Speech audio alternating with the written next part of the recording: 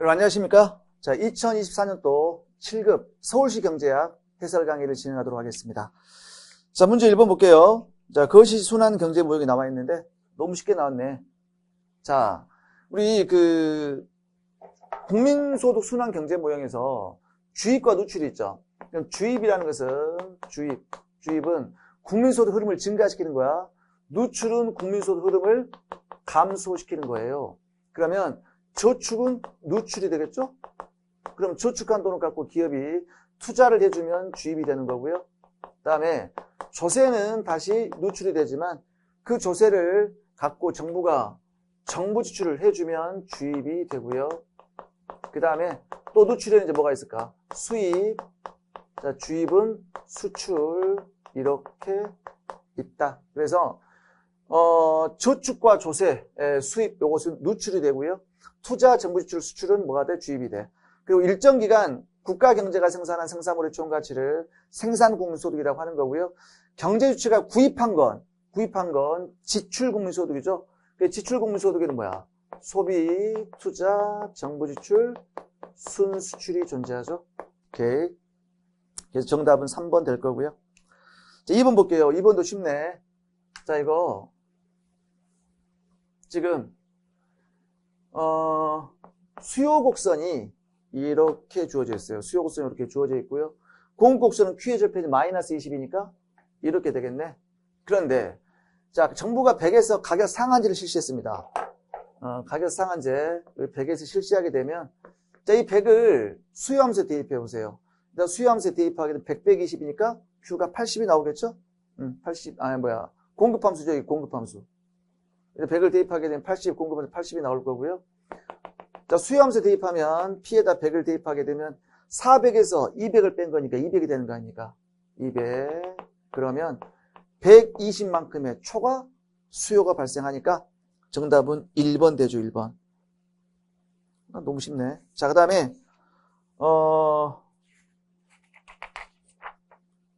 3번 봅시다, 3번. 3번은 지금 총 비용이 주어져 있고요. 시장 수요 곡선이 주어져 있는데, 독점 기업의 이익목대와 생산량. MRMC죠, MRMC. 그러면 자, MR은, 자, 역수요함수하고 절편 갖고 기울기 2배니까 32-2Q, 32-2Q 이렇게 쓸 수 있고요. 자, MC는 TC를 미분하면 되겠죠? 미분하게 되면 2 더하기 4Q가 되나? 2 더하기 4Q. 자, 그러면 이익목대 조건 MR 이퀄 MC 하시면 자, 32-2Q 이퀄 2 더하기 4Q니까 6Q는 30이니까 Q는 5가 되겠죠. Q가 5가 돼. 그러니까 이익목대 생산이 5가 되는 거고요. Q5를 이제 수요함수에다 대입하잖아. 그러면 우리가 가격은 어떻게 됩니까? 수요함수에 대입하게 되면 가격은 27이 나오죠? 27. 근데 이윤을 또 물어봤잖아, 이윤. 그러면 총 수입은 P 곱하기 Q니까 자, 27 곱하기 5 하시면 자, 총 수입은 지금 135가 나올 거예요. 135. 근데 비용 계산해도 힘들지. 비용은 자, 일단 다 대입해. TC는 5 더하기 2 곱하기 5 이렇게 더하기 2 곱하기 5의 제곱이죠? 이렇게. 다 계산해보세요. 계산해보시면 TC는 65가 나온단 말이야. 65. 그래서 이유는 135에서 65를 빼게 되면 이유는 70이 나오나? 이렇게. 됐죠? 예, 정답은 4번이 될 거고요. 자, 3번. 3번도 쉽죠. 3번. 생산함수가 이렇게 주어져 있는데 여기가 지금 봤더니 스몰 y하고 k의 3분의 1승이 값이 다음과 같이 주어져 있어요. 그런데 이 스몰 y는 1인당 생산량이고요. 스몰 k는 1인당 자본량이에요. 그러면 주어진 생산함수 갖고 우리는 1인당 생산함수를 도출하면 되는 거야. 도출하면. 자, 그러면 y는 양변을 L로 나눌게요. 그러니까 A, K의 3분의 1, 그다음 L의 3분의 2. 자, A를 L로 나누어. 그럼 얘를 A, K의 3분의 1, L의 3분의 2, 얘를 L의 3분의 1, L의 3분의 2 이렇게 쓸 수도 있겠죠. 이렇게 쓰면 여기서 어차피 L의 3분의 2, 3분의 2 지워지잖아요. 지워지면 L을 묶으면 이렇게 된다고요. 묶으면 A하고요. L분의 K의 전체의 3분의 1승이 되니까 자, 얘는 그럼 스몰 y는 어떻게 돼요? A 곱하기 스몰 k의 3분의 1승이 되는 것이. 자, 그러면 지금 갑국 있죠? 갑국은 스몰 y가 1이잖아요. 스몰 y가 1이야. A하고요. K의 3분의 1승도 1이야. 1이면 A는 1이겠네. 이거 더하기 빼기잖아. 을국은 스몰 y가 0.75고요.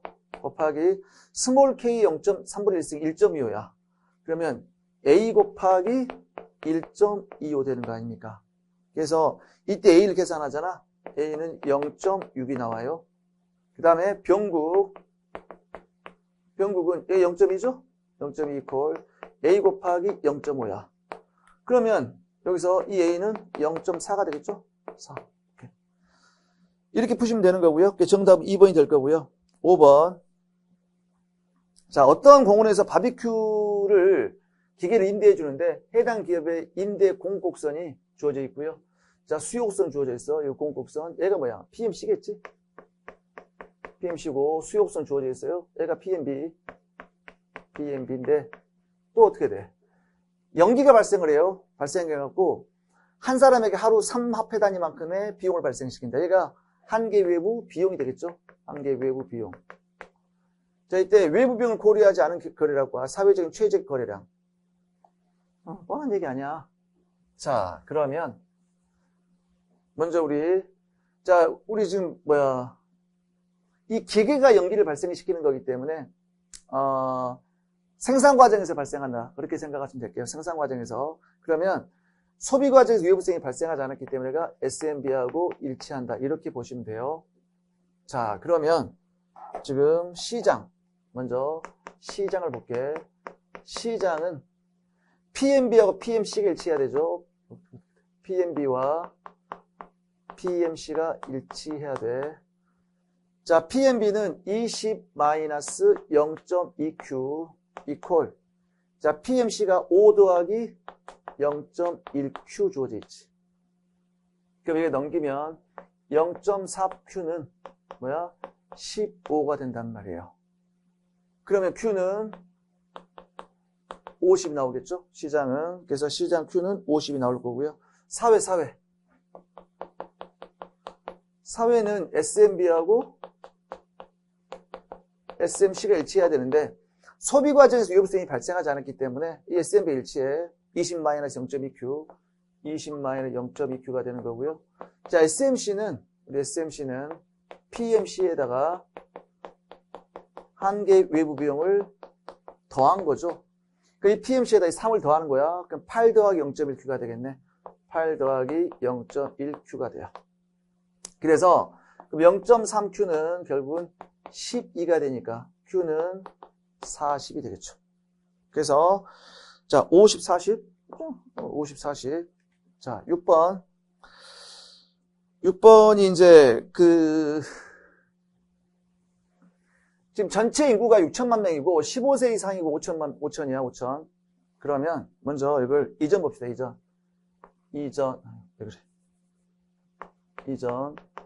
자, 생산 가능 인구가 원래 5천 명이었고요. 그 다음에 경제활동 인구가 3천 명이야. 그럼 생산 가능 P죠, P가 5천이야. 그 중에서 경제활동 인구가 3천. 그렇다면 비경제활동 인구는 지금 2천이라는 뜻 아닙니까? 근데 그 중에서 300이 실업자야. 300이 실업자면 자, 우리는 요 지금 경제활동 인구 있잖아요. 요 경제활동 인구는 취업자 더하기 실업자로 구성이 되잖아요. 그런데 3,000명 중에 3,000에서 지금 실업자가 300이니까 취업자는 2,700이 되겠죠? 2,700. 그렇지? 취업자는 2,700이 된다 그 얘기예요. 그런데 자, 비경제활동에 속해 있던 실망 실업자 있죠? 500만 명이 구직활동을 재개했어요. 그 다음 이후 자, 이후 구직활동을 재개했어. 그럼 생산 가능 인구는 그대로 5천이죠. 5천인데 지금 경제활동 인구가 500이 늘어난 거야. 500이 경제활동이 편입이 됐기 때문에 얘가 3,500이 되고요. 그 다음에 이제 비경제활동 인구는 그만큼 500이 줄으니까 1,500이 될 거예요. 500이 되는데 그중 500에서 300이 일자리를 구했어. 구하면 취업자가 300이 더 늘어날 거 아닙니까? 구하니까. 그럼 얘가 2,700에서 3,000이 되는 거지. 3,000이 되는 거고. 그 다음에 나머지 그러면 500이 추가되는데 나머지 300이 일자리를 구했으면 200이 일자리를 못 구했다는 얘기잖아. 그럼 실업자는 300에서 200이 더 추가된 거니까 500이 되겠죠. 500이. 이렇게. 이 상황이에요. 그렇다면 이때 뭐 물어서 경제활동 참가율. 경제활동 참가율은 P분의 L 곱하기 100이니까 5,000에서 뭐 해야 돼? 3,500 곱하기 100이니까 경제활동 참가율은 70% 되는 거 아닙니까? 70%. 그러니까 또 고용률은 생산 가능 인구에서 취업자가 차지하는 비중이지. 취업자가. 그럼 생산 가능 인구가 5,000 곱하기 100이니까 5,000에서 취업자는 얼마야? 3,000이니까 곱하기 100이니까 60%네. 그쵸? 그래서 지금 고용률은 60%가 되는 거고 실업률은 경제활동 인구에서 실업자가 차지하는 비중이잖아요. 그래서 3,500에서 실업자가 얼마야? 500이죠? 이걸 차지하는 비중 계산해보잖아요. 이게 14.28이 나올 거야. 14.28 딱 떨어지지 않아. 14.28 정도 나와요. 그래서 여기는 소수점 첫째 자리까지 반올림마다 나와 있기 때문에 그냥 14% 이렇게 하시면 정답이 될 거예요. 자, 1번은 지금 7번은 로렌츠 곡선과 관련된 문제인데 자, 여기서 여기가 0에서 100% 여기는 가난한 사람도 줄을 세워놔갖고 이게 줄 세우는 거 인구 누적 비율이 되고요. 여기서 이제 100% 얘는 소득 점유율이 되죠. 소득 점유율. 그러면 모두가 완전한 평등소득이면 대각선이죠? 대각선. 로렌츠 곡선은 이런 모양이 될 거야. 이런 모양이. 그래서 대각선과 로렌츠 곡선 둘러싸인 영역. 이게 A 면적이고요. 로렌츠 곡선 아래 영역의 면적을 B라고 한다. 이게 B란 얘기지? 이런 얘기예요. 그렇다면 진위계수는 어떻게 구합니까? 진위계수는 A 더하기 B에서 A가 차지하는 면적이죠. 그러면 모든 사람이 완전한 평등이면 로렌츠 곡선 대각선과 일치하니까 A가 0이 되죠. 0보다 크거나 같고요. 모든 사람이 다 완전 불평등하다. 쭉쭉쭉쭉 떨어져 갔고요. 꺾여버린 B가 0이지. B가 0이니까 1보다는 작거나 같겠죠. 자, 그래서 A의 면적이 커진다. 그 로렌츠 곡선 대각선에서 멀어지기 때문에 불평등한 거죠. 불평등이 심화되는 거지 낮아진다 틀렸고요. 그 다음에 진위계수는 A 더하기 B에서 A의 면적이 차지하는 비율로 계산할 수가 있다. 맞는 얘기네. 여기 맞고요. 진위계수는 작을수록 평등이지. 작을수록 평등이니까 높은 국가는 더 불평등이죠. 틀렸고. 진위계수는 모든 사람이 평등하면 대각선과 일치하니까 0. 완전 불평등은 1이죠. 모든 사람이 다 동일한 소를 가지면 0이야 0. 틀렸네. 8번. 자, 자본 이동이 완전한 소규모 개방 경제, 먼델 플레밍 모형에서 변동 환율 제도를 고려하고 있다. 확대 재정 정책과 확대 통화 정책. 변동이래, 변동. 그러면 자, 확대 재정 정책 봅시다. 확대 재정. 그럼 첫 번째, 정부 지출을 증가시키면 IS가 우측 가서 이자율이 상승하죠. 그럼 자본 유입이 발생을 해. 자본 유입. 자, 그러면 두 번째, 그러면 BP가 흑자가 된단 말이야. 흑자가 되는데 이때 뭐야? 변동 환율 제도잖아. 변동 환율 제도. 변동이기 때문에 환율은 달러가 넘잖아. 환율은 떨어져요. 자, 환율은 떨어져. 떨어지면 순수출이 감소해요. 감소하면 IS가 다시 좌측 가겠지. 좌측. 그래서 이게 IS, LM, BP 있을 때 IS를 오른쪽으로 보냈어요. 보냈는데 그게 다시 원상복귀 돼버리죠. 그 확대 재정 정책을 실시하면 국민소득은 불변이죠. 불변. 원상복귀니까. 이자율도 다시 원상복귀. 이자율 불변. 자, 확대 정책 국민소득 불변이죠. 맞죠? 이자율 상승. 너도 틀렸네. 불변. 그 다음에 이제 금융정책 봅시다. 금융정책. 확대 금융정책 봅시다.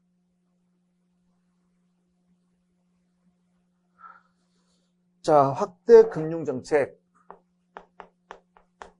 자, 화폐 공급을 증가시키면 LM 오른쪽 가죠? LM이 우측 가요. 우측 가면 이제 어떻게 될까? 이자율이 떨어진단 말이에요. 그럼 이자율이 하락해요. 하락하면 또 자본 유출이 발생하겠지. 자본 유출. 그럼 이제 달러가 빠져나가니까 BP가 적자가 되지, 적자. 자, 적자가 되니까 이제 달러가 부족해지고 환율이 상승할 거 아닙니까? 환율이 상승하면 순수출이 증가해. 그래서 IS가 다시 오른쪽 가주죠. 자, 그러면 IS, LM, BP에서 자, LM 곡선이 처음으로 오른쪽 가요. 얘가 1번. 자, 2번은 어떻게 됩니까? 2번은 다시 IS가 다시 오른쪽 가주죠. 2번. 그래서 확대 통화정책, 국민소득은 증가, 이자율 불변. 국민소득 증가, 이자율 불변. 3번이 맞겠네. 국민소득 불변 아니다. 증가한단 말이야. 오케이. 이자율 불변이에요. 정답은 3번 될 거고요. 9번. 자, 우리 내시 전략은 뭡니까? 상대방의 전략이 주어져 있을 때 자기 자신의 최적인 전략. 상대방의 내시 전략을 하는 거고, 이 전략을 선택했을 때 내시 균형이 달성된다. 맞고요. 우리는 우월 전략이 존재하지 않더라도 내시 균형은 존재할 수 있다 그랬잖아요. 그래서 그래서 모든 우월 전략 균형이 있다. 우월 전략 균형이 있으면 내시 균형이 더 포괄적인 개념이에요. 그렇죠? 그래서 얘는 우월 전략 균형은 뭐야? 좀 강한 개념이란 말이야. 상대방이 어떠한 전략을 선택하더라도 자신한테 유리한 전략이고, 내시 전략은 상대방이 주어진 전략에만 최적인 전략이기 때문에 이런 현상이 벌어져. 그래서 어떤 게임에서 5월 전략 균형이 존재하지 않더라도 내시 균형은 존재할 수 있는데 그 이유는 뭐다? 내시 균형이 좀 더 약화된 개념이기 때문에, 조건이 상대적으로 더 약하기 때문이다. 그 다음에 어떤 게임에서 순수 전략만 허용하잖아. 그럼 내시 균형이 존재하지 않을 수 있어요. 하지만 혼합 전략을 허용하면 내시 균형은 무조건 한 개 이상 존재하는 거예요. 그래서 이게 틀렸죠. 순수 전략만 허용할 경우 내시 균형이 언제나 한 개쯤 존재하는 거 틀렸어요. 혼합 전략을 허용해야 우리가 존재할 수 있다. 그러니까 특히 가위바위보 게임 있잖아요. 순수 전략 내시 균형은 존재하지 않아요. 그런데 우리가 뭐야? 혼합 전략 내시 균형은 존재하죠. 3분의 1 확률로 가위, 3분의 1 확률로 바위, 3분의 1 확률로 보를 내면 된단 말이야. 3번이 틀렸고요. 우월 전략은 반드시 내시 균형이지. 하지만 내시 균형은 우월 전략이 되질 않죠. 그래서 우월 전략 균형은 내시 균형 성격을 갖게 되지만 그 역은 성립하지가 않는다. 그 얘기예요. 자, 10번 볼게요. 자, 지금 일주일 동안 노동을 투입해 생산할 수 있는 가품목이 최대 수량이죠. 수량. 일주일 동안 생산량이야. 생산량. 생산량이 많을수록 우리 절대 우위. 자, 그래서 비교율을 물어봤죠? 비교율. 그러면 얘는 이렇게 한번 볼까요? 쌀 하고요. 쌀을 X, 구리를 Y 해놓고요. 이거 갑국, 을국. 그래서 얘가 5가마, 7톤, 그 다음에 1가마, 2톤. 이렇게 이제 생산량으로 주어지면 이게 한계 생산성이기 때문에 이 녀석의 역수를 취하라 그랬죠? 그래서 PY분의 PX 지금 갑국은 역수 취해야 돼. 5분의 7 하셔야 돼. 7분의 하시면 안 되고요. 그 다음에 을국은 PY분의 PX 을국은 역수 취하면 2가 된단 말이야. 그럼 얘가 더 크죠? 그래서 갑국은 X제 쌀. 자, 을국은 Y제 구리의 비교가 있어요. 자, 그래서 지금 구리의 비교인 나라 을국. 정답은 2번이 될 거고요. 11번도 그냥 거저 주는 문제네. 자, 얘는 임금 상승 효과. 자, 임금 상승의 효과 봅시다. 임금 상승의 효과.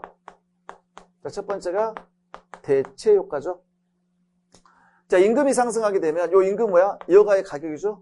여가의 가격이니까 여가의 상대 가격이 또는 여가의 기회비용 그런 표현도 써요. 상대 가격이 상승을 하니까 그래서 여가의 상대 가격이 비싸지니까 여가를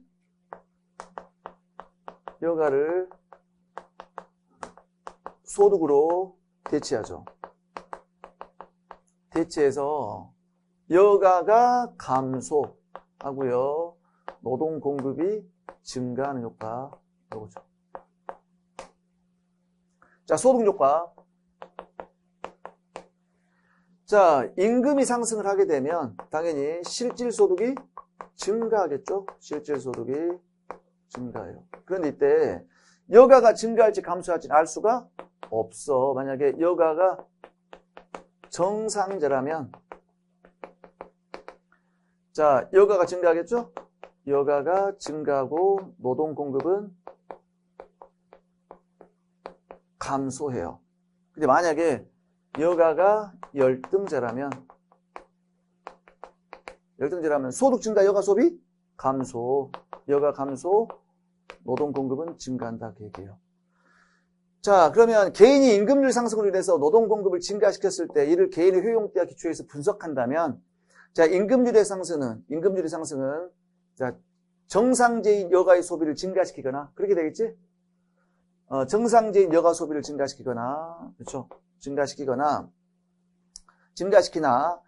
자, 이게 뭐야? 이게 소득 효과 아닙니까? 소득 효과. 증가시키지만 증가시키나 임금률 상승은 대체 효과. 대체 효과는 무조건 노동 공급이 증가하잖아요. 노동 공급 증가. 대체가 노동 공급 증가.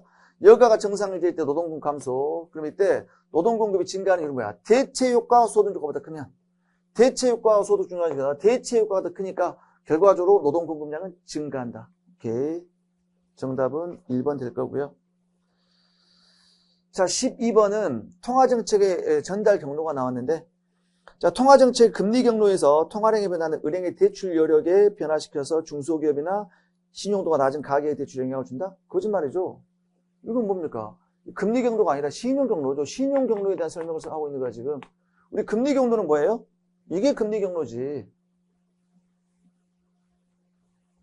케인즈 경로.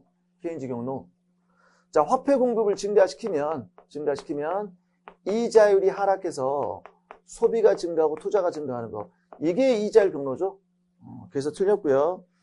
통화정책의 자산가격 경로는 자, 이자율이 화폐 공급을 증가해서 이자율이 하락하게 되면 주가가 뛰잖아. 주가가 뛰고요. 또 부동산 가격도 뛰어서 자산 가격에 영향을 미쳐서 소비가 증가한다. 맞는 얘기고요. 통화정책의 위험선호 경로, 여러분들이 처음 들어봤을 거예요. 잘 나오지 않은 내용인데 처음으로 등장했던 거야. 위험선호 경로라는 것은 뭐냐면 중앙은행이 이제 화폐 공급을 증가시키면 이자율이 떨어지겠죠. 여기까지 이해되시지? 이자율이 떨어지게 되면 안전자산에 대한 수익률, 우리가 안전자산이 우리가 금리 받는 게 뭐예요? 아니, 은행 예금이다, 예금하는 거에서 금리 받는 게 굉장히 안전자산이잖아, 이건. 굉장히 안전한 자산이죠, 안전자산. 안전자산에 대한 수익률이 떨어져 버리죠. 은행 예금 금리. 그럼 사람들이 뭔가 지금 위험 자산에 대한 선호도가 커지는 거야. 안전자산 투자해봤자 금리가 낮으니까. 그래서 위험 자산에 대한 선호도가 커져. 그래서 굉장히 위험을 많이 선호하게 돼. 그러면서 엄청난 위험 자산에 대한 어떤 신용 공급을 증가시켜, 은행이. 그러면 통화량이 증가해서 경기를 부양한다, 그 얘기예요. 그래서 고위험 자산에 투자하게 된다, 그 얘기야. 안전 자산의 수익률이 감소하니까 금융기관들이 위험 선호도 높아져서 고수익, 고위험 대출을 중심으로 신용 공급이 이루어지면 뭐한다? 민간 소비가 증가하고 투자가 증가할 수가 있다. 그 얘기고요. 자, 통화정책의 대차 대조표 경로, 신용 경로죠. 대차 대조표를 개선시켜서 순자산을 개선시켜서 실물 부분에 영향을 준다. 그러니까 화폐 공급을 증가시키면 이자율이 떨어져요. 이자율이 떨어지게 되면 실질 채무가 줄어드는 효과가 발생한다니까? 실질적으로 갚아야 되는 채무가 줄어들면 어떻게 돼? 가게든 기업이든 그 어떤 재무제표, 그래서 대차대조표를 좀 개선시킨다 그 얘기예요. 신용도가 좋아지니까 대출 증가가 이루어질 수가 있다 그 얘기고요. 자, 그 다음에 13번 봅시다. 13번. 수요곡선과 공곡선 다음과 같을 때 소비자에게 10만큼의 종량세를 부과했어요. 소비자한테 종량세를 부과를 했네. 그러면 수요곡선이 원래 이제 역함수로 바꾸면 P는 50-2분의 1 Q인데 지금 T, 종량세를 얼마큼 부과했어? 10만큼의 종량세를 부과했잖아요. 그러면 수요곡선은 P의 절편이 이렇게 떨어져야 되지. P의 절편이. 소비자가 지불하는 금액이 떨어져야 돼. 그래서 P의 절편이 10만큼 떨어지게 되면 P는 어떻게 바뀌어요? 40-2분의 1 Q로 바뀌죠. 자, 봅시다. 그러면 첫 번째. 자, 조세부가 이전 볼게요. 조세부가 이전. 자, 이전의 균형을 보게 되면 자, Q는 3P인가요? 3P. 공급함수. 수요함수는 100-2P. 그러면 5P는 100이니까 P는 20이 될 거고요. 자, P20을 대입하게 되면 Q는 40이 되죠? 아니 60. 20 대입하잖아. 3이 60. 자, 이후 볼게요. 이후. 자, 공급함수는 여전히 3P인데, 자, 수요함수 바꿔볼까요? 그러면은, 자, Q는 80 마이너스, 뭐가 돼? 2P가 되나? 2P. 이렇게 되잖아요. Q로 정리하면, 맞죠? 자, 그러면 공급함수 3P 콜, 새로운 수요함수가 80 마이너스 2P. 그럼 여기 넘기면 5P는 80이면 P는 맞나요? 아니지 16인가? P는 16 맞죠? P는 16이 되고요. 근데 Q를 대입하면 Q는 48 나올 거야. 48. 그럼 얘를 그림 그려보면 이렇게 나온단 말이야. 수요곡선이 있고요. 공급곡선 원점을 통한 직선이죠. 원래 최초의 균형이 가격은 여기가 20, 거래량은 60이 돼요. 근데 소비자한테 종량세를 때렸더니 얘가 요렇게 바뀌어요. 그러면 균형 가격은 16으로 떨어지고요. 균형 거래량은 48로 감소하지. 그러면 지금 이게 이 16은 누구 가격입니까? 이 생산자 가격이에요. 생산자 가격. 얘가 생산자 가격이죠. 왜냐하면 소비자한테 조세를 부과했기 때문에 균형 가격은 생산자 가격과 일치하는 거예요. 근데 소비자는 시장에서 생산자한테 이 가격을 내고 있지만 정부한테 요만큼 세금 더 내야 되잖아. 정부한테는 요만큼 10만큼 세금 더 내야 되기 때문에 26 그러니까 10만큼 더 내는 거죠. 26이 소비자 가격이 되는 거지. 가격이 되는 거예요. 자, 볼게요. 자, 그럼 시장에서 거래되는 균형 가격은 이전보다 20에서 16으로 4만큼 하락하죠. 맞죠? 4만큼 하락한다. 그 다음에요. 소비자는 거래 시 이전보다 원래는 소비자 가격이 20이었는데 소비자 가격이 26으로 상승했잖아. 그럼 6만큼 더 지출하게 된다. 단위당 6만큼 더 지출하게 된다. 맞죠? 근데 생산자는 단위당 수입이 이전보다 4만큼 줄죠. 원래는 한 개당 20원 받았는데 지금 16원 받았잖아요. 생산 가격이 떨어졌기 때문에 단위당 4만큼 줄어들게 된다. 그 다음에 시장 가격 하락으로 소비자 후생은 증가한다? 아니죠. 소비자 잉여는 원래 이만큼에서 소비자 가격이 올라갔기 때문에 소비자 잉여는 이만큼으로 요만큼이 소비자 잉여가 감소하는 것이. 생산자 잉여는 물론 이만큼 감소합니다. 오케이. 자, 14번 봅시다. 14번. 휴대폰과 컴퓨터를 생산하는 2023년도, 2024년도 가격과 생산량이 보기와 같을 때 이에 대한 설명으로 가장 옳지 않은 것이 나와 있죠. 자, 그런데 여기 2023년도가 기준연도야? 요게 기준연도예요. 기준연도. 연도예요. 자, 하나씩 볼까요? 자, 이 국가의 2024년도의 명목 GDP.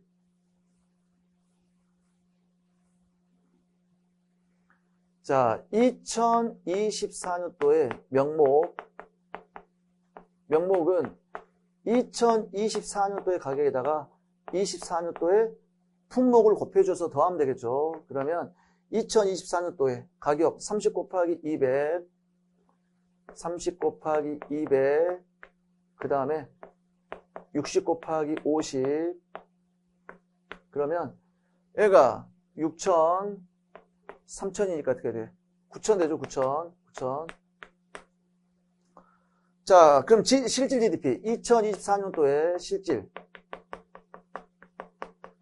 실질은 물가 변동 효과를 제거하기 위해서 기준연도의 가격을 곱하는 거죠. 그래서 기준연도의 가격, 23년의 가격에다가 24년의 품목, 이렇게. 그러면 이렇게 되겠지, 이렇게. 이 두 개 이렇게 곱하는 거지. 얘는 이렇게 곱하는 거야.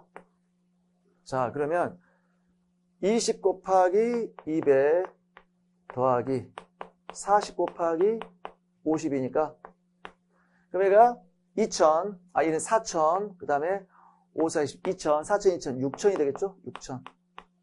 그래서 9천, 6천 맞죠? 그 다음에 24년도에 GDP 디플레이터. GDP 디플레이터 명목을 실제로 나눈 거잖아. 그럼 9천 나누기 6천 곱하기 100 하면 얘가 GDP 디플레이터야. 요걸 계산해보면 여기는 뭐가 돼? 150이 나와요. 150.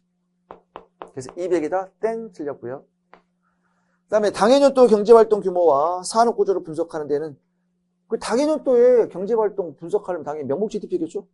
그런데 국민경제가 장기적으로 어떻게 변동하고 있는가 또는 경제성장률 얼마인가.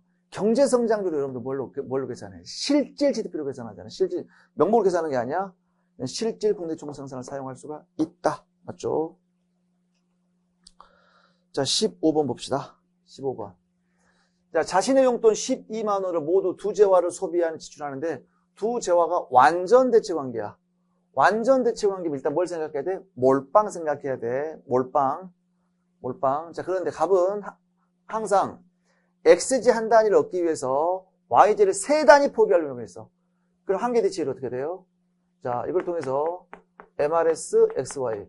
X 한 개당 Y를 3개까지 포기하려고 했어. 한계 대치율은 3이 되겠죠? 그 다음에 XJ 가격이 YJ 가격보다 2배 비싸. 그러면 PY분의 PX. XJ가 YJ 가격보다 2배 비싸니까 얘가 이렇게 되겠네. 그럼 이런 상황이면 XJ만 구입하는 게 정답이 되겠죠? 그래서 이렇게 쓰면 자, 예산선의 기울기는 마이너스 2야. 근데 무차별 곡선의 기울기가 더 가팔라. 그럼 쭉쭉 가다 보면 몰빵 X만 구입하는 게 정답이죠. 그래서 모든 용돈을 X에 12만 원 모두를 X에 지출할 것이다. 정답은 1번 될 거고요.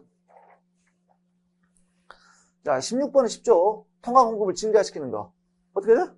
공개시장 매입이죠. 그래서 공개시장을 매입하게 되면 채권 국공채 매입, 본원통화 증가, 통화량 증가고요.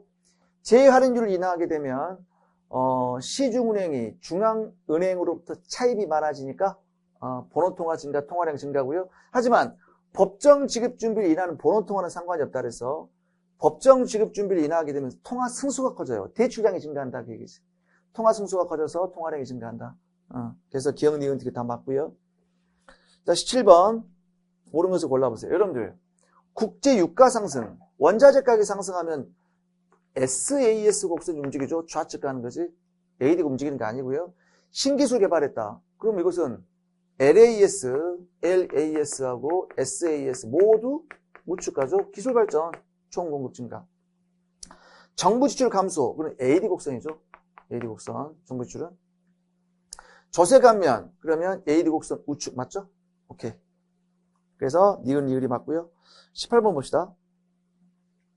폐쇄 경제에서 어떠한 경제의 총저축 2조 원, 소비가 8조 원, 정부 지출 1조 원일 때 GDP는 어떻게 되는가? 나와 있는데 폐쇄 경제니까 봐보세요. 폐쇄 경제에서 총저축 있지. 자, 폐쇄 경제의 총저축은 해외 저축이 빠지니까 민간저축하고 정부저축을 더하면 돼. 그 민간저축이 Y 빼기 T 빼기 C고요. 그 다음에 정부저축은 T 빼기 G니까 이걸 정리하면 Y 빼기 C 빼기 G가 바로 총저축입니다. 자, 그럼 이때 총저축이 지금 총저축 2조죠, 2조. 2. 그다음에 Y 하고 빼기 소비가 얼마예요? 소비가 8조. 정부 지출이 1조네. 그럼 Y는 어떻게 될까? Y는 11이죠? 이거 8 더하기 11이잖아. 그래서 Y는 11조 4번 됐단 말이에요. 쉽네요. 19번. 자, 1 보시면 이건 지금 알파 플러스 베타가 지금 어떻게 돼요? 알파 플러스 베타는 지금 1.5죠? 0.6 더하기 0.9 코옵더그라 생산함수 1.5이기 때문에 얘는 1보다 크단 말이야. 그래서 뭐가 돼? 규모에 대한 보수가 증가하고 있죠? 규모에 대한 보수 증가하고 있고요. 그런데 각 생산 요소의 한계 생산성은 체감하죠. 지수가 1보다 작으니까. 그래서 노동의 한계 생산성 한번 계산해 볼까요? 계산하면 0.6, L의 마이너스 0.4, K 0.9가 되는 거고요. 그 다음에 자본의 한계 생산성 우리 계산해 보시면 얘는 0.9, L의 0.6, K의 마이너스 0.1이지. 그래서 여기서 자본이 고정된 상태에서 노동을 증가시키면 지수가 지금 마이너스 붙어 있잖아. 노동을 증가시키면 한계 생산성은 감소. 여기는 노동을 고정시켜 놓고 자본을 증가시키면 자본의 한계 생산성도 감소하는 거 아닙니까? 자, 그래서 규모에 대한 수익은 증가해요. 1.5 차니까. 근데 각각의 생산 요소의 한계 생산성은 체감한다. 그래서 정답은 2번 규모에 대한 보수 증가하면서 생산성을 체감해. 20번 봅시다. 20번인데 여기 보시면 효용함수가 이렇게 주어져 있잖아요. 주어져 있는데 이게 마치 새로운 효용함수처럼 보이지만 선형이야, 선형. 마이너스 20 추가된 거잖아. 어차피 봐보세요. 한계대치를 계산해보세요. MRS XY에서 자 MUX 나누기 MUY 이렇게 있잖아. 그러면 효용함수 X로 미분하면 2 아닙니까? Y로 미분하면 2잖아. 그러니까 이게 상수항은 어차피 미분이 없어지니까 한계대치 1인 두 재화는 완전 대체 관계에 있는 그런 함수예요. 자, 볼게요. 그래서 지금 두 재화는 두 재화를 비재화로 비재화가 되려면 마이너스 붙어야 되지. 비재화가 아니야. 완전 대체 관계를 인식하고 있죠? 2번이 정답이네. 완전 부한 관계 아니고요. 두 재화를 열등제로 인식하고 있다? 아니죠. 여러분들 이게 완전 대체 관계 있잖아요. 예를 들어서 한번 봐볼까요? 완전 대체 관계일 때 이런 경우 봐봐. MRS XY가 만약에 PY분의 PX보다 더 크다면 이때는 뭐야? X만 몰빵 구입하는 거잖아요. 그러면 X는 몇 개 구입합니까? PX분의 M개 구입하는 거지. 그럼 이때 PX의 마이너스 1 M이니까 가격 탄력성 1, 소득 탄력성 1이야. 그러니까 소득 탄력성 1인 동조제야, 동조제. 동조제인데 동조제는 당연히 정상제란 말이에요. 열등제가 아니란 말이에요. 정답은 2번이 되겠습니다. 자, 이렇게 해서 2024년도 서울시 지방직 경제학 해설 강의를 마무리하도록 하겠습니다. 지금까지 신경수였습니다. 감사합니다.